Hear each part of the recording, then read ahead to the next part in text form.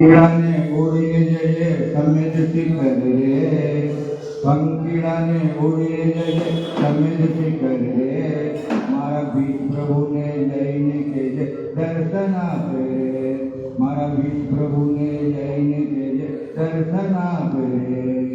પંકીડા પંકીડા પંકીડા ઓ પંકીડા, એના દર્શનથી કષ્ટનાશ થઈ જાતા રે, એના દર્શનથી કષ્ટનાશ થઈ જાતા રે. પંકીડાને ઉડી જઈએ સમેત શિખર રે, પંકીડાને ઉડી જઈએ સમેત શિખર રે, મારા ભીત પ્રભુને જઈને કેજે દર્શન આપે રે. પંકીડા પંકીડા पङ्किड़ा पङ्किड़ा. इस मुल्क की सड़क को कोई छू नहीं सकता, जिस मुल्क की सड़क की निगहबान है आंखें, और इस दिगंबर संत को कोई मिटा नहीं सकता जब तक आचार्य श्री श्रीकांत सागर जी से मुनि महाराज की. मैं महाराज जी के चरणों में विनय पूर्वक विनती करता हूँ कि सागर महाराज के चरणों में विनय पूर्वक विनती करता हूँ कि हमको धर्मोपदेश देकर अनुग्रहित कीजिए. नमोस्तु नमोस्तु नमोस्तु नमोस्तु नमोस्तु.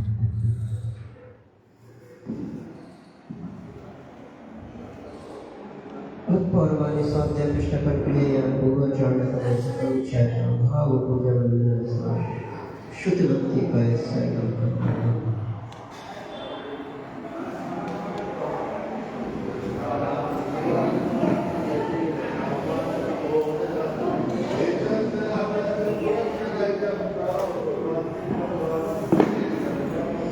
कोटि शतं दादशेन कोटो लक्षाणि सिद्धिकानि चैव पञ्चाशदशेषं पञ्चपदं नमामि. हरिहन्तवसेयुक्तं गणर्देवीं गन्तियं सम्मं प्रणमामि भक्तियुक्तो सुदनान्मोह्यं शिरसा इच्छावन्ति सुधृति भाव सतस्तरचमं वैने पवने परं मिशन परमाणु भोगचुर्य चे सुक्तते तुहितमकाय निष्कालं पंचमे पूजे में वंदामे नमस्यामि दुःखको कमको भूयिनां सुवैनं समाहिमणिं संपत्ति हो मज्जम्. अथ पर्वाणि स्वाध्याय प्रश्नपरिक्रियायां पूर्वचारणं पुरस्कमचातं भाव पूजा वन्दना स्तवसिद्धम् आचार भक्ति काय स्मरणं करोम्यहम्.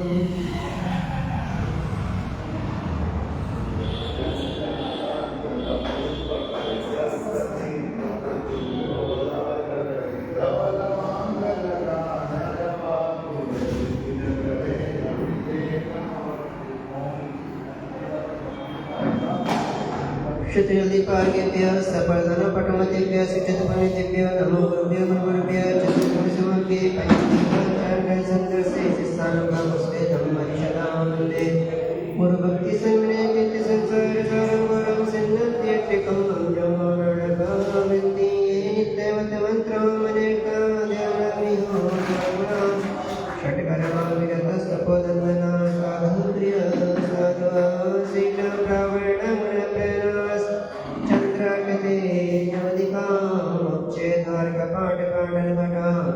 पीडन्तु मां साधवा गुरुः पान्तविद्यं ज्ञानदर्शनायकं चैतन्यगम्भीरं मोक्षमार्गोपदेशिवः शिक्षावन्ते हरिवत्तिकाः सतस्सालोचां समराणे सम्यदन्तं संयुक्तां पञ्चविहाचारणम् आयर्यणुमुद्धरणं तीरं गुणपालनं सौसानिष्कालं पञ्चमे पूजे मे वन्दामे नमस्यामि दुःखकोपमको भूयिनो सुवैनं समाहिमणिं संपत्ति हो मज्जम्.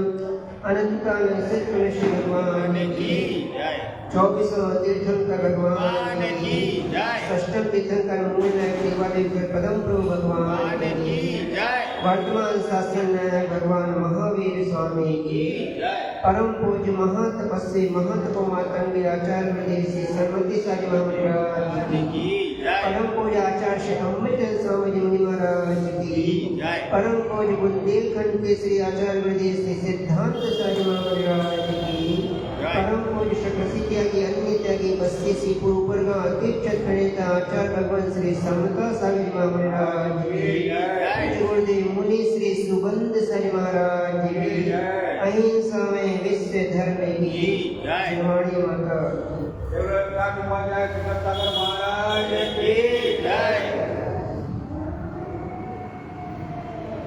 धर्म प्रेमी भव्यात्मा आचार्य भगवान अमृतचंद स्वामी पुरुषासिद्ध ग्रंथ में यहाँ उपदेश देते हुए व्याख्या कर रहे हैं पुरुषार्थ की सिद्धि का उपाय। आचार्य भगवान पुरुषासिद्ध उपाय में जिसकी टीका आचार्य विशुद्ध साई महाराज ने की है, यहाँ व्याख्या कर रहे हैं कि क्षीण पुण्य वाले जीवों को जिनवानी सुनने के भाव नहीं होते। कहाँ जाएंगे वे जीव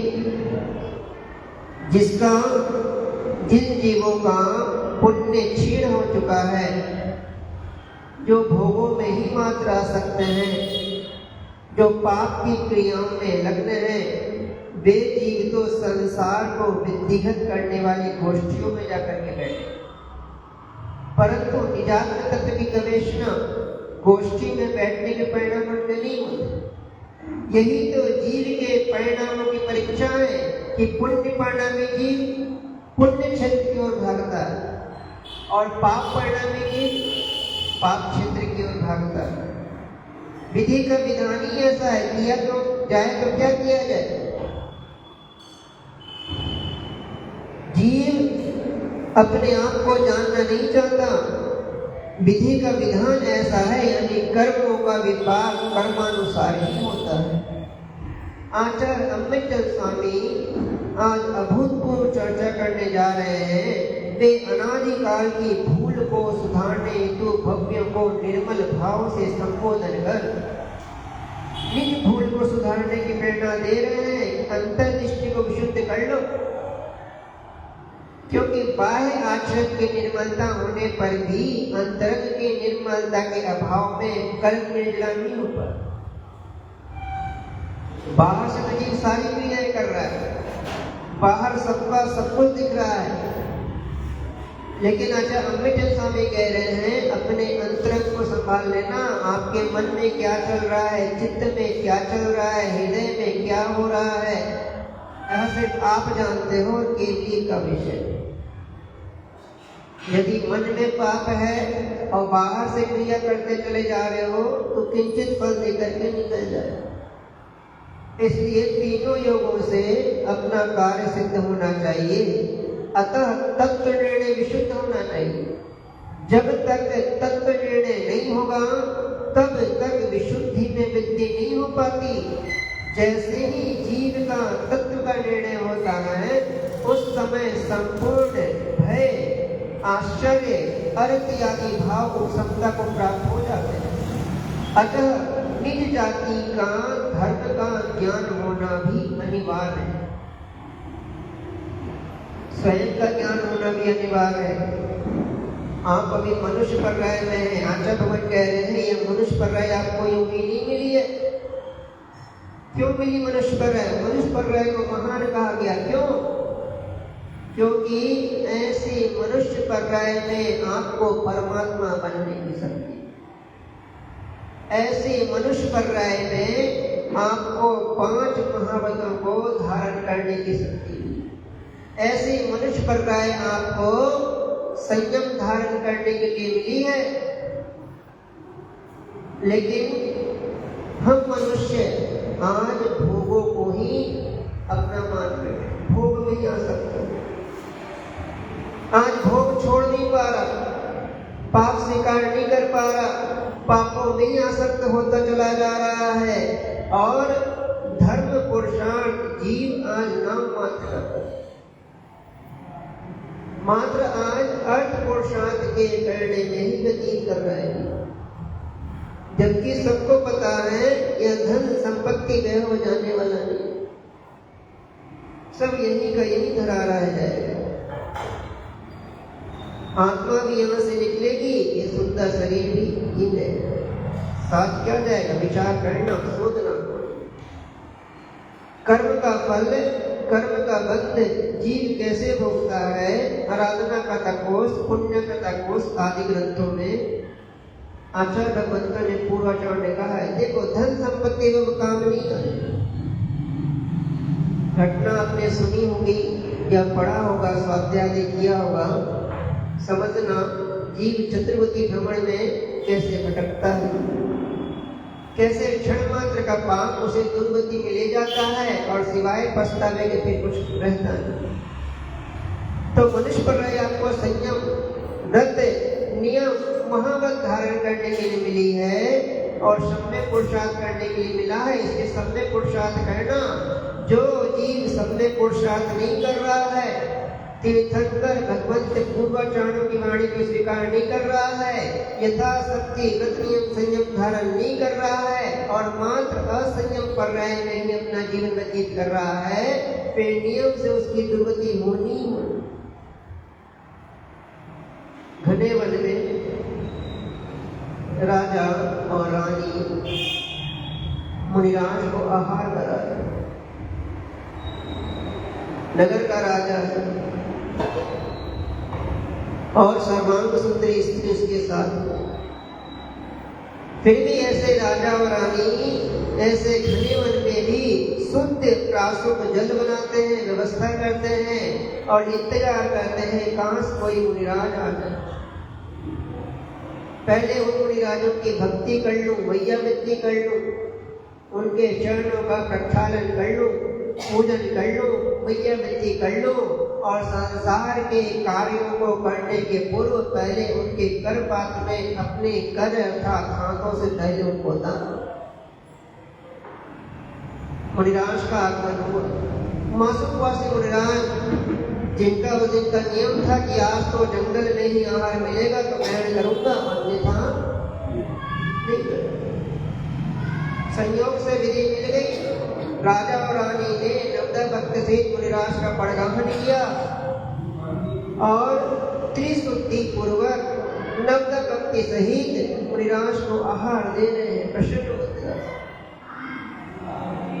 हर्षोल्लासित हैं, उत्साहित हैं और आनंद हिलोरे ले रहा है।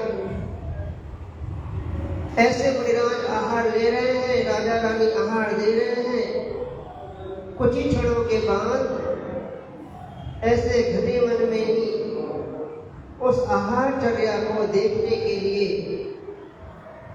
4 तिर्यंच भूखार प्राणी जीव उपस्थित हो जाते हैं, जो हिंसक है, क्रूर स्वभाव के। उस चर्या को देखने के लिए एक स्थान पर चारों ही जीव तत्पर हो गए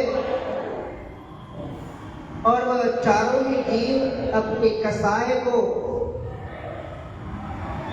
हिंसक व्यक्ति को, अपनी क्रूरता को भूल गए।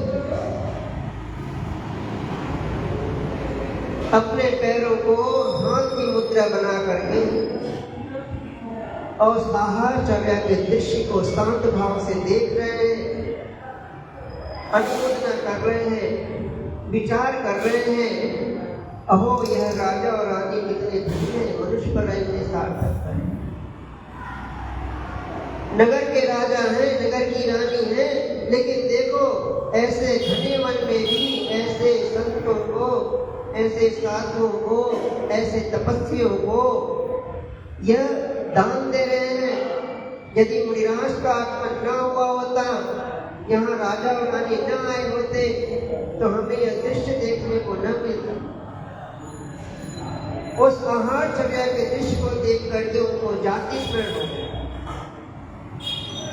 अहो, देखो हम कहाँ चले आए। अरे इसी नगर के हम भी कभी धनाढ्य सेठ हुआ करते थे, हमारे पास भी धन संपत्ति वैभव सुंदर स्त्री आदि सब कुछ था, लेकिन हमने मनुष्य पर रह की सार्थकता को नहीं समझा, धर्म को नहीं समझा, कभी सच्चे देव शास्त्र की पूजा नहीं की, भक्ति नहीं की, विद्यावृत्ति नहीं की, यथाशक्ति व्रत नियम संयम का पालन नहीं किया। और वे चारों ही हिंसक जीव कौन से? व्याघ्र, नेवला, सूकर और बंदर,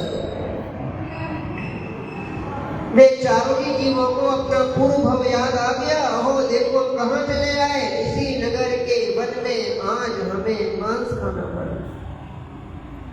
इसी नगर के वन में आज हम पशु बन करके विचरण कर रहे हैं, तिर्यंच बन गए।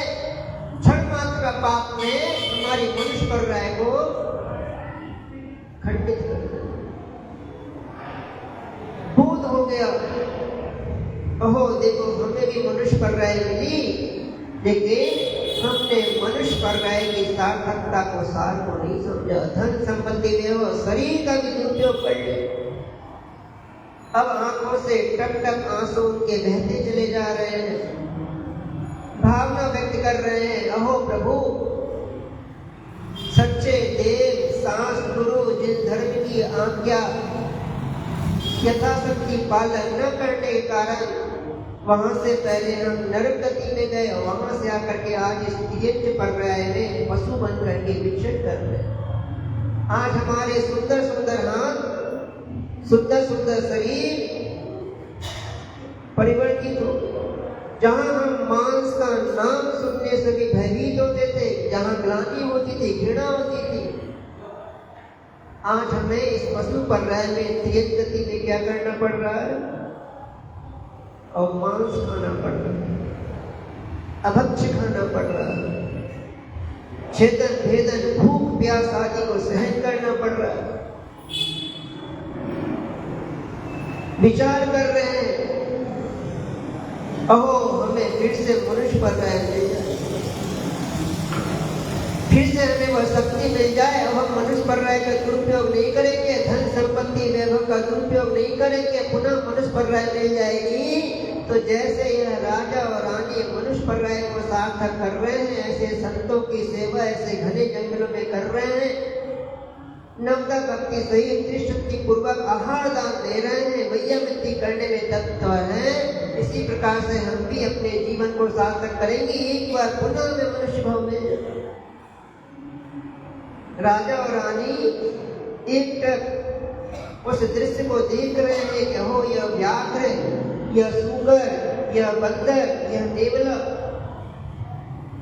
अपने क्रूर परिणामों को छोड़ करके शांत चित्त है, एक साथ चारों ही जीव एक स्थान पर उपस्थित हैं और अपने पैरों को हाथ की मुद्रा बना करके आंखों से अश्रुपात करते हुए दृश्य को देख रहे हैं। बड़ा आश्चर्य हुआ दोनों को।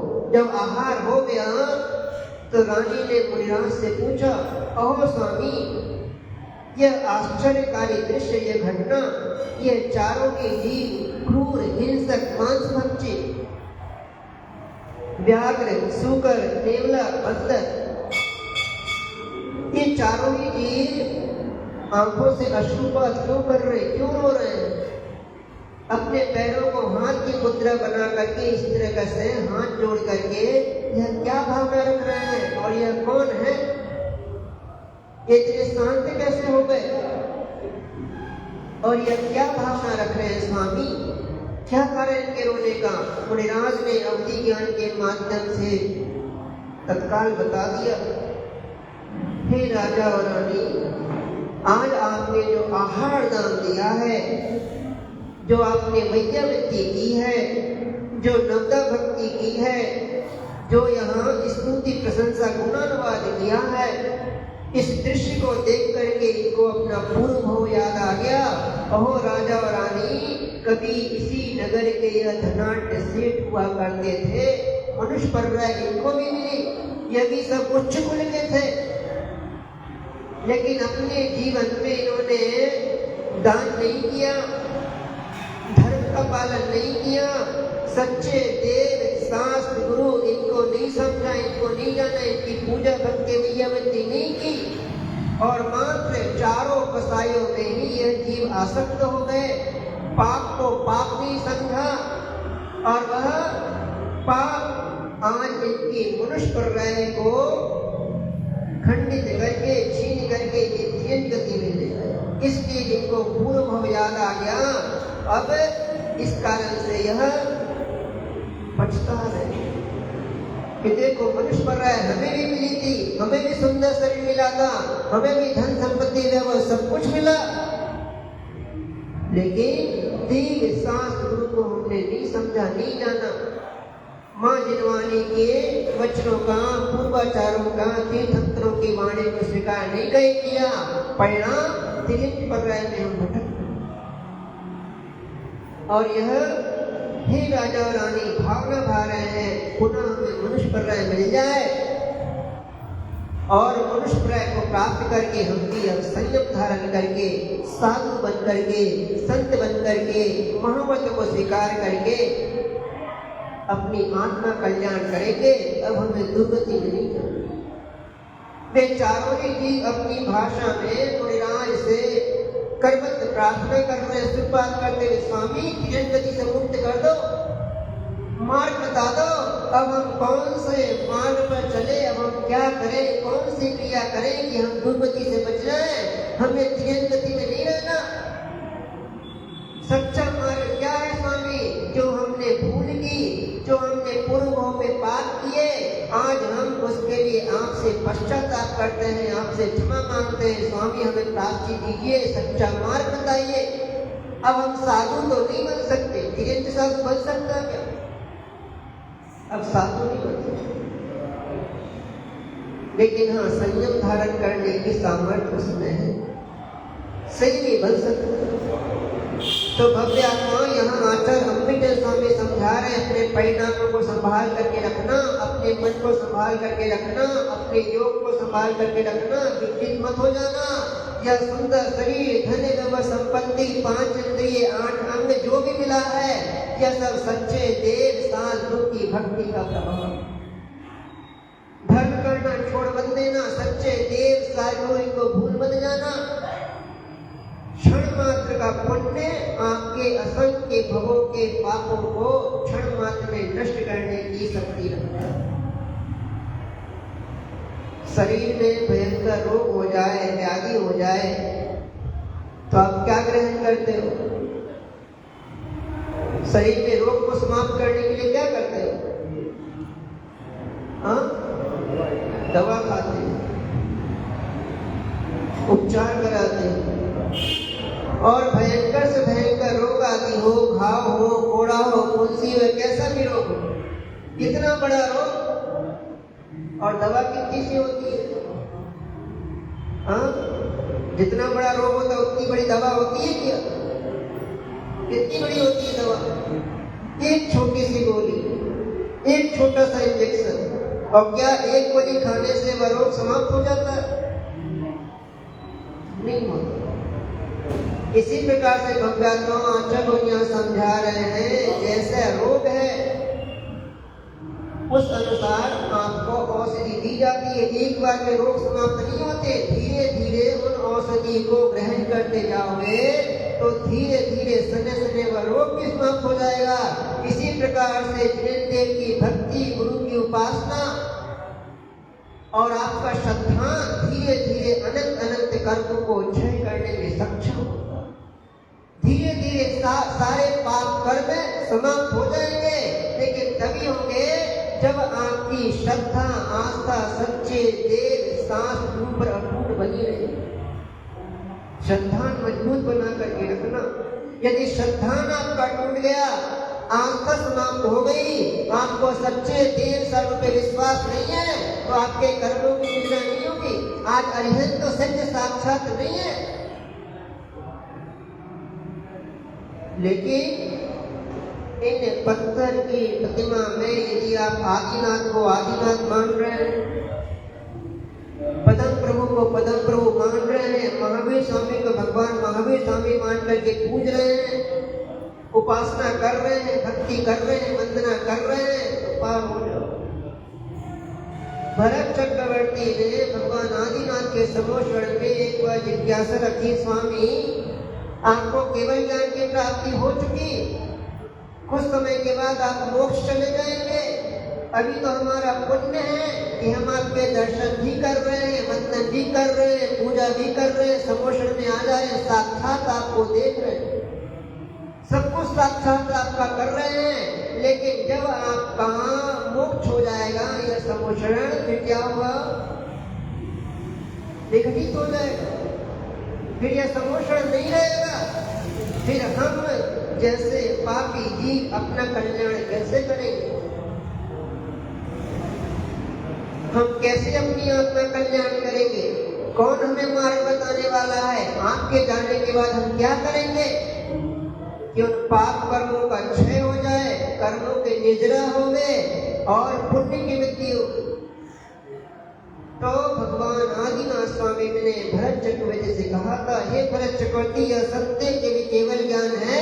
अब कुछ समय के बाद मैं मोक्ष चला जाऊंगा, पुनः आवागमन नहीं होने वाला। और यदि अपने कर्मों के निर्जरा करना चाहते हो, पापों को क्षय करना चाहते हो, तो एक कार्य जरूर कर लेना। यदि आपके पास धन है, संपत्ति है, वैभव है, शक्ति है, तो मेरे जाने के बाद एक कार्य करना, आप तो जिन मंदिर की रचना, विशाल का जिन मंदिर बनाना, और ऐसे विशाल का जिन मंदिर में प्रतिमा की स्थापित करना, प्रतिमाएं बनवाना।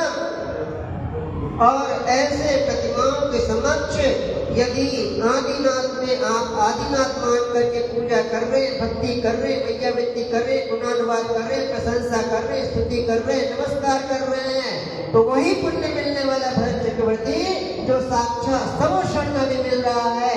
तो भव्य आत्मा इन प्रतिमा में आदिनाथ मान करके यदि आप पूजा भक्ति कर रहे हैं, तो वही पुण्य मिलेगा जो समोषण में साक्षात ही उनको मिले। साक्षात नहीं है, लेकिन यदि आपका श्रद्धा है, विश्वास है, तो कर्मों की निर्जरा हो जाएगी। और यदि विश्वास नहीं है, मात्र इस पत्थर की प्रतिमा में पत्थर को ही मानोगे, तो आपके कर्म नहीं झड़ने वाले। यह पत्थर की प्रतिमा आपको पुण्य भी नहीं दे रही, तो पाप भी नहीं दे रही।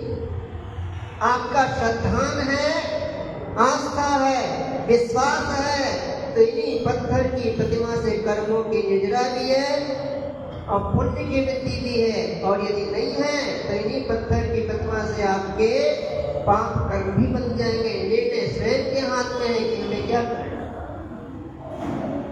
मंदिर जाना छोड़ मत देना, देव साधु इनकी भक्ति, पूजा, उपासना करना बंद मत कर देना, क्योंकि पंचम काल में जिनेंद्र की आराधना ही मोक्ष महल की कुंजी है। करते रहना पूजा, करते रहना भक्ति, करते रहना स्तुति, करते रहना प्रशंसा, करते रहना नमस्कार। कब तक? कब तक करना? जब तक साधु न बन जाओ तब तक करते रहना।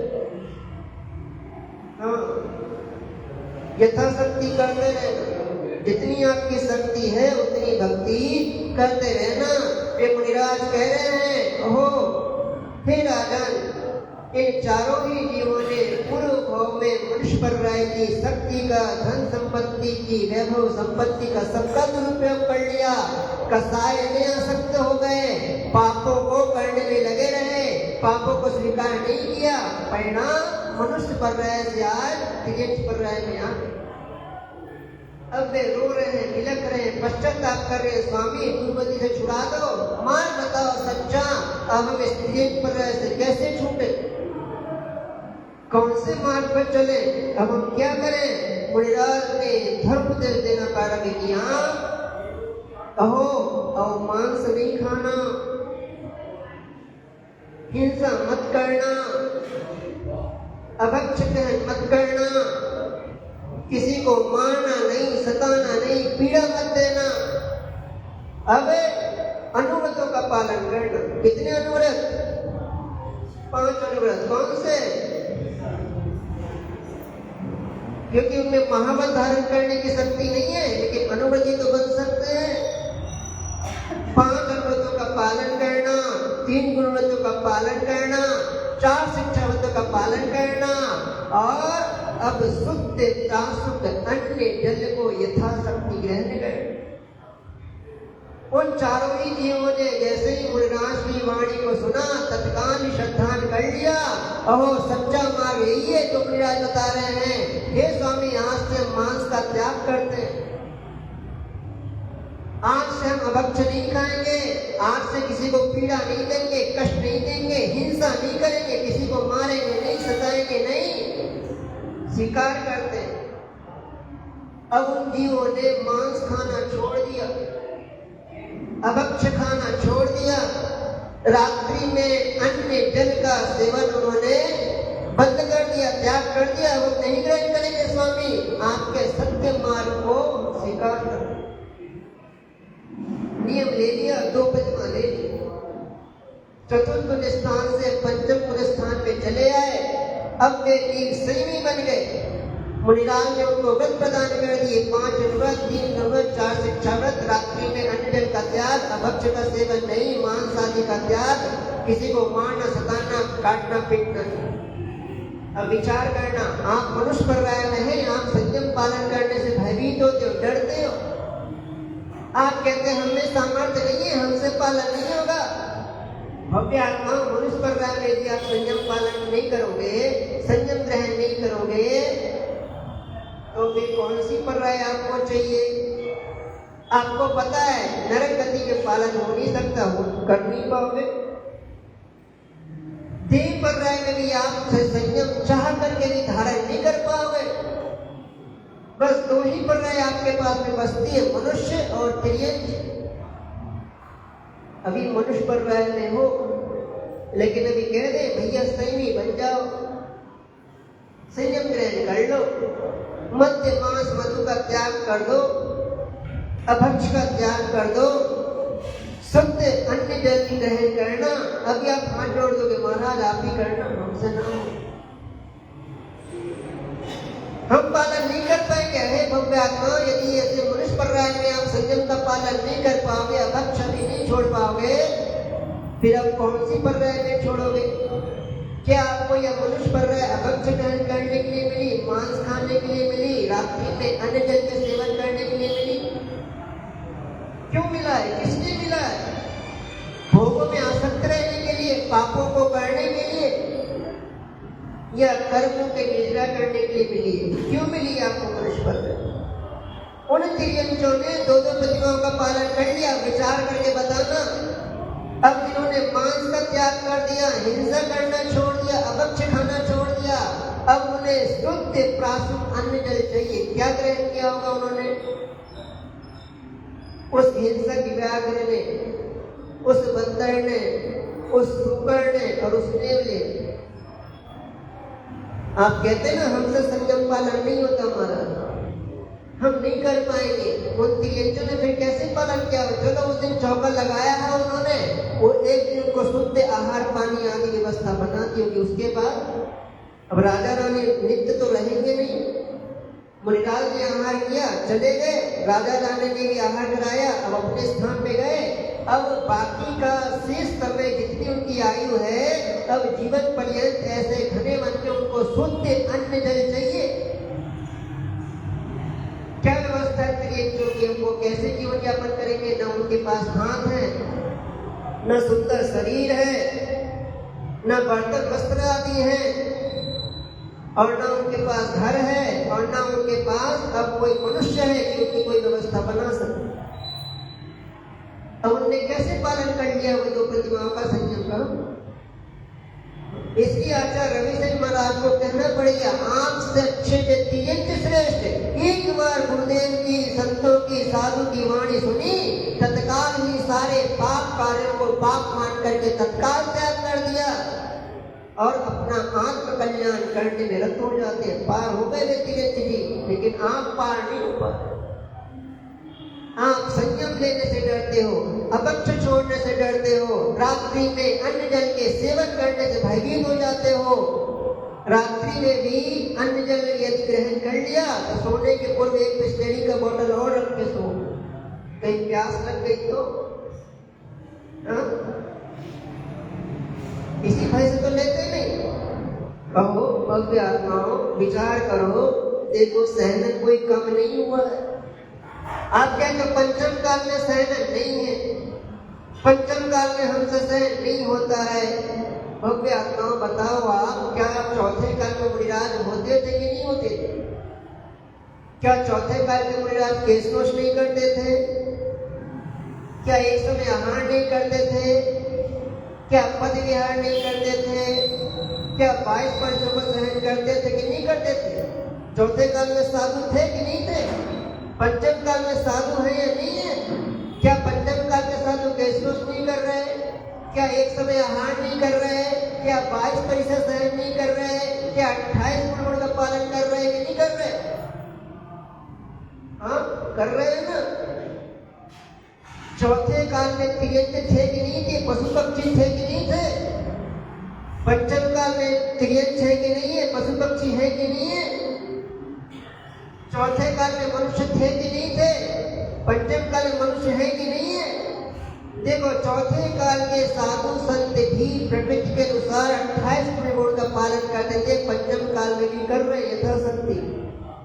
चौथे काल के भी पशु पक्षी त्रियज्ञ जहाँ सूर्यास्त हुआ अपने अपने घोंसलों में गए, अब प्रातः काल का इंतजार करेंगे सूर्योदय का। पंचम काल के भी पशु पक्षी अपने अपने घोंसलों में स्थान पे जाते हैं और प्रातः काल सूर्योदय का इंतजार करते हैं। लेकिन आप संभल नहीं पा रहे, सुधार नहीं पा रहे। आप बनना चाहते परमात्मा, आप बनना चाहते चक्रवर्ती, आप बनना चाहते उत्तम जाति के देव, आप चाहते सुगति, लेकिन क्रियाएं सारी अशुभ वाली कर रहे हो। पाप की क्रियाओं को छोड़ने में आप समर्थ नहीं हो पा रहे। मात्र पापों को समझकर ये पाप नहीं छोड़ पा रहे। आपको स्पष्ट पता है, पूर्वाचार्य ने, तीर्थंकर भगवंतों ने और सबने कहा हुआ है, रात्रि में अन्न जल ग्रहण करना साक्षात पाप होता है। कैसा पाप है? रात्रि में अन्न ग्रहण करना यानी पता है आपको, जल ग्रहण करना यानी पता है आपको, फिर भी नहीं छोड़ पा रहे। तुम्हें ग्लानि नहीं होती, लज्जा नहीं आती जिस समय पानी पीते हो सूर्यास्त के बाद, चाय पीते हो, दूध पीते हो, कोल्ड ड्रिंक आदि ग्रहण करते हो, कभी तुम्हें ग्लानि नहीं होती? यह चाय नहीं है, यह कॉफी नहीं है, यह रस नहीं है, यह जूस नहीं है, यह दूध नहीं है, यह जल नहीं है, क्या है? रक्त कह दिया गया उसको। मत ग्रहण करो, मत पापों में आसक्त जाओ। अरे आपको खाने पीने के लिए, भोगने के लिए, परिग्रह का संचय करने के लिए किसी तीर्थंकर भगवंत पूर्वजन मना नहीं किया। खूब खाओ, खूब पियो, खूब परिग्रह का संचय करो, लेकिन एक हमारे यहाँ मर्यादा दे दी गई, सीमा दे दी गई है।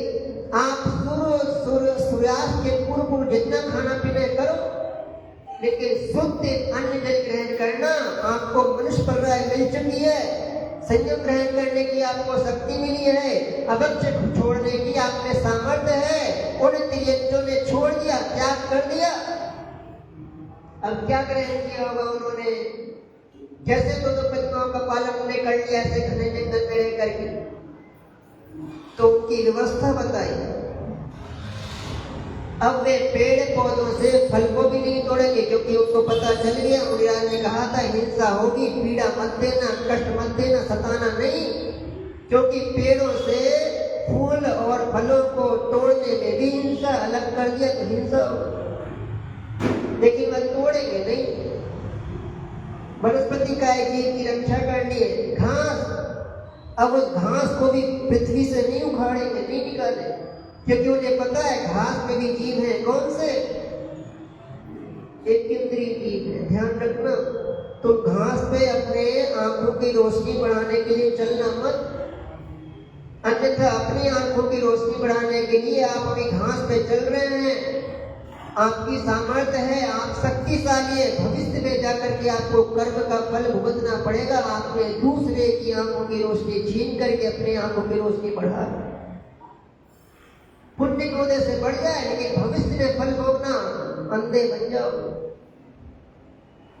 इसलिए घास पे मत चलना, क्योंकि उसमें भी एक इंद्रिय जीव है, वो भी जीव है, उसकी भी रक्षा करना।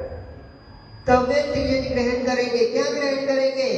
अब ऐसे फल, फूल और घास को खाएंगे जिन घास को भूमि ने स्वतः छोड़ दिया, जो भूमि से अलग हो चुके, जो सूख चुकी। फल ग्रहण करेंगे कौन से? जिन वृक्षों को,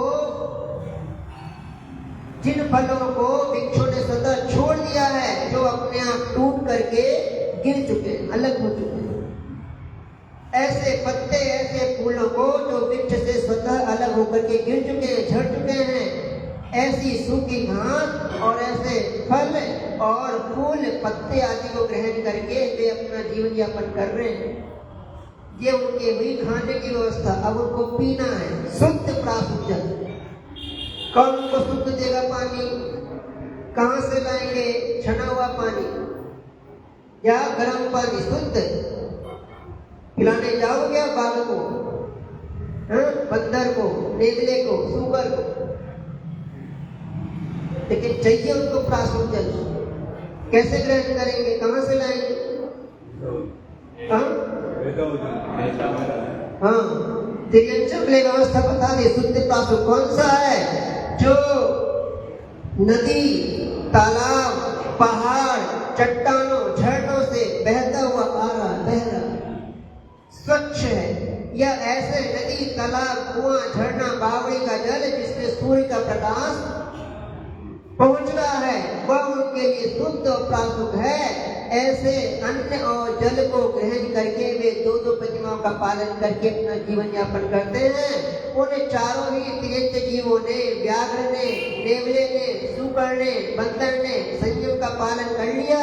मुनिराज की वाणी पर श्रद्धा ने किया और मुनिराज ने कह दिया, हे राजा और रानी, जो आपने ऐसे घने जंगल में आहार दान दिया है, यह आहार दान का फल आज से 8वें भाव में आप क्या बनोगे? हे राजन, आप बनेंगे प्रथम शंकर भगवान आदिनाथ, और यह रानी आपकी बनेगी क्या? प्रथम दान प्रवर्तक राजा श्रेयांस। आहार दान का फल कभी व्यर्थ नहीं जाता।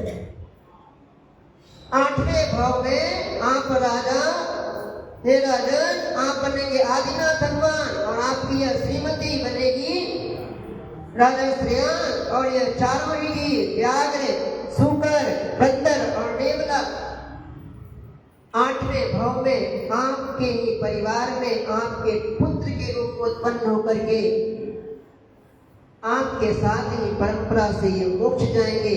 वे ही चारों जीव जिन्होंने दान की अनुमोदना की। हमें भी मनुष्य पर राय मिलेगी तो हम भी अब संयम, व्रत, नियम का पालन करेंगे। वे ही चारों जीव, उन्हीं में से भरत बन गए, बाहुबली बने, अनंतगिरी बने और गुणसेन नाम के पुत्र के रूप में परिवर्तित हो गए। सभी पार आहार दान का फल।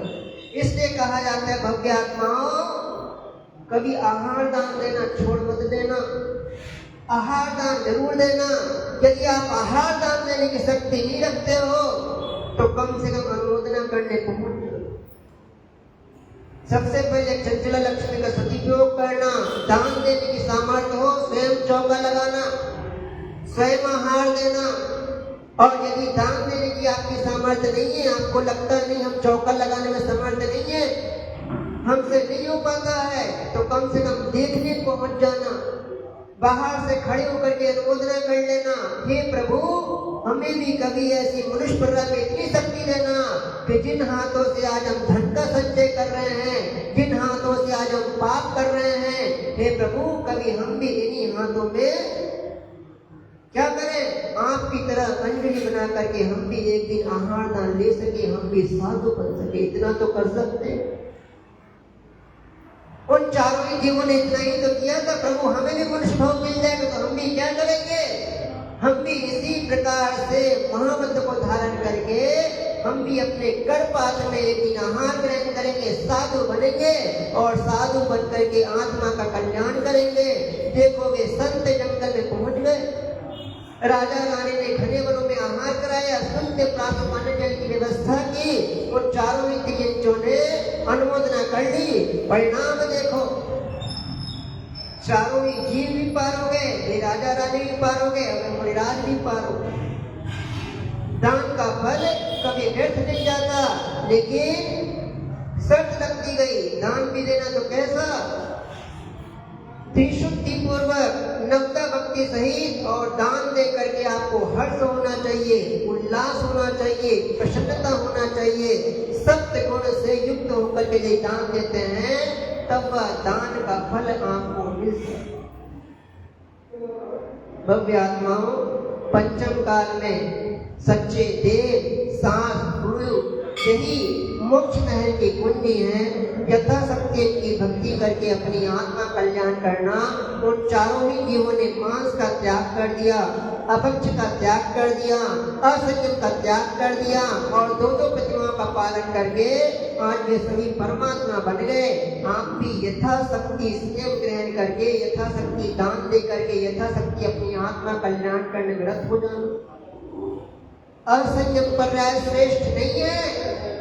समय समय धीरे धीरे अपनी आत्मा की शक्ति को जानते हुए यथाशक्ति संयम ग्रहण कर ले। कम से कम मांस खाना तो छोड़ ही देना। कम से कम 5 नंबर फलों का तो त्याग कर ही देना। कम से कम 3 मकारों को तो ग्रहण नहीं करना। इतनी तो शक्ति आपके पास में है कि 5 नंबर फलों का त्याग कर सको कि नहीं है? है कि नहीं है? 3 प्रकार का त्याग तो कर सकते हो। इतनी भी शक्ति नहीं है। मध्य, मांस, मधु, अष्टमूल गुणों का पालन करना। यदि आपके पास 8 मूल गुण नहीं है तो ध्यान रखना, सिद्धों के 8 मूल गुणों को प्राप्त करना बहुत दुर्लभ है। यह 8 मूल गुण ही आपके सबसे पहले नींव है, नींव। इनका यथाशक्ति पालन करना। 8 मूल गुण यदि आपने पालन कर लिया तो धीरे धीरे अपने व्रतों नियमों को भी व्यक्तिगत करते हैं। किन किन के पास में 8 मूल गुण है कि नहीं? आपके पास त्याग किया कि नहीं किया? संकल्प लिया कि नहीं लिया? नहीं लिया तो अभी देर नहीं हुई है। अब भी त्याग कर लेना। गुरु की साक्षी में, स्वामी अब तक हमें ज्ञान नहीं था, अब तक हम अज्ञानी थे, अब तक हमें पता नहीं था। आज से हम त्याग कर रहे हैं। 5 नंबर फलों का सेवन नहीं करेंगे और 3 प्रकार के नकारों को हम आजीवन त्याग करते हैं। इतना तो कम से कम पालन कर ही लेना। इस नियम को ही पालन कर लिया तो भव्य आत्मा पार हो जाओगे। और यथाशक्ति नियम से इनका पालन नहीं किया तो जैसे वो चारों ही जीवों को बोध हो गया, मनुष्य पर वह छिप गई, बस ऐसे ही फिर आपको ही पछताना पड़ेगा। तुरंत गति में महान दुख को सहन करना पड़ेगा और तब जाकर के फिर आपको दुख होगा। देखो, हमने सुना तो जरूर लेकिन ग्रहण नहीं किया, संतों की वाणी में श्रद्धांजलि नहीं किया। परिणाम आज तुरंत गति में आकर के छेदन, वेदन, भूख, प्यास आदि सहन करना पड़ा। उन चारों जीवों ने कल्याण कर लिया। आप भी कल्याण करने का प्रयास करना। अपनी आत्मा की शक्ति को जानना। आपको मनुष्य पर महाव्रत को धारण करने के लिए मिली है, संयम धारण करने के लिए मिली है, व्रत धारण करने के लिए मिली है, नियम लेने के लिए मिली है, अपनी आत्मा कल्याण करने के लिए मिली है, पुण्य की वृद्धि करने के लिए मिली है और पाप कर्मों का क्षय करने के लिए मनुष्य पर मिली। इसका दुरुपयोग मत कर लेना। अपनी आत्मा की शक्ति को जान करके यथाशक्ति नियम से इनका पालन करके अपनी आत्मा कल्याण करना। 2 पंक्ति कहकर के अपनी वाणी को विराम दूंगा कि बसंत आता है तो प्रकृति मुस्कुराती है और भव्य आत्मा जब संत आता है तो संस्कृति मुस्कुराती है। संत के माध्यम से अपनी संस्कृति को जीवंत रखना, संत का अरमान बन जाना, संत को देख करके भावना ही रख लेना, कभी हम भी साधु बन जाए। आप गुणानुवाद करते ना, भक्ति गीत आती है, संत साधु बन के विचरू वह घड़ी कब आए। भावना ही भावे, इतनी भावना तो रख सकते। भैया बुद्धि कर लेना, संतों को देख करके नमस्कार कर लेना, गुणानुवाद कर लेना। जहाँ पीछे कमंडलधारी दिख जाए बस आप तो उनको नमस्कार कर लेना, हाथ जोड़ करके मुद्रा बना करके सिर झुका लेना। इतना भी कर लिया तो आपको नीच कुल से मुक्ति हो गई, सीधे आप उच्च कुल में ही जाओ। तो यथाशक्ति भक्ति करके अपनी आत्मा कल्याण करना। आज के लिए इतना ही, शेष पुनः आगे। आपका समय 1 घंटा पूर्ण हो गया। बोले भगवान महावीर स्वामी जी। अत्पौर्वाणी स्वाध्याय निष्ठा परिक्रिया पूर्वाचार्य में सकम क्षयतम भाव पूजा वंदना स्तवशेषम शुद्ध भक्ति का सर्वम करोगे।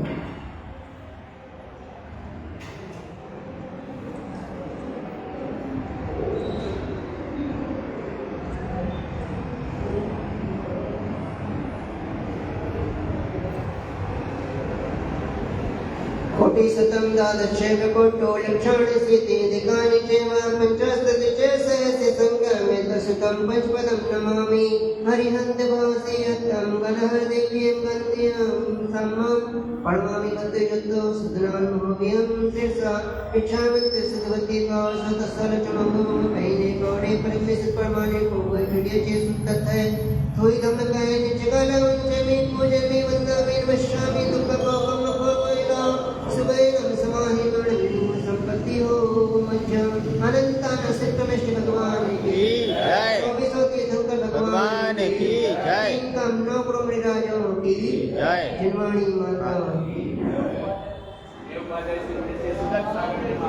जय की जय। जवानी